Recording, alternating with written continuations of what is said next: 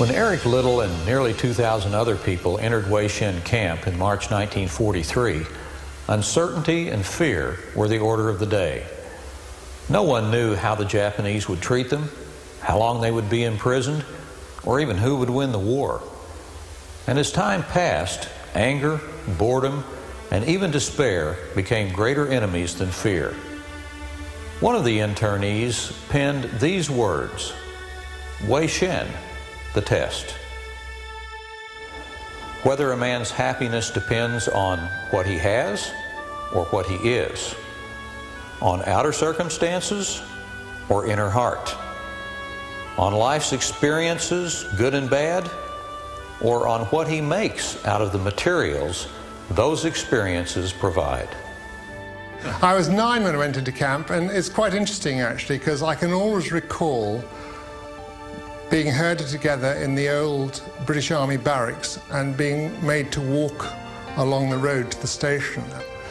I can recall at the age of 9 I was carrying 2 suitcases. My father was carrying 2 suitcases, and my mother was wheeling a pram with my young brother, who was 18 months old.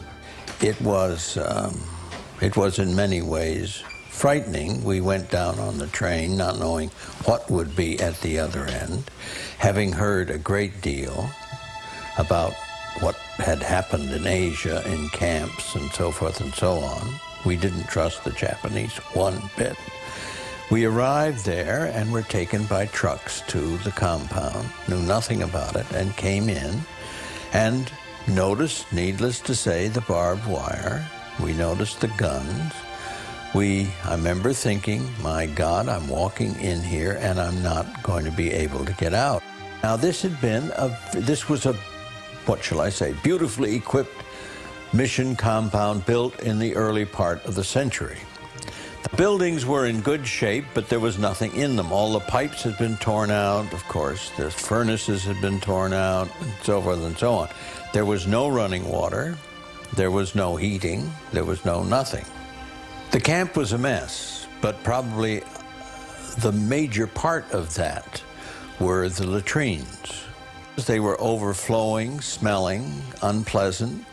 I think that almost everybody thought something ought to be done about this, but nobody did it until the Catholic priests, there were a number of them, and sisters went in and did it.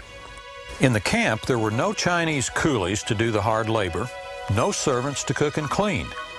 Bankers and missionaries had to stoke fires and pump water. Society ladies and prostitutes peeled vegetables together. And people who had lived all their lives with comfort and privacy suddenly had neither. In a dorm, the men and the women who were single men and women were put into large classrooms. And they had perhaps a foot and a half between beds. And there was a lot of tension over how much space there was, how much space your neighbor was taking. When Eric entered Weishin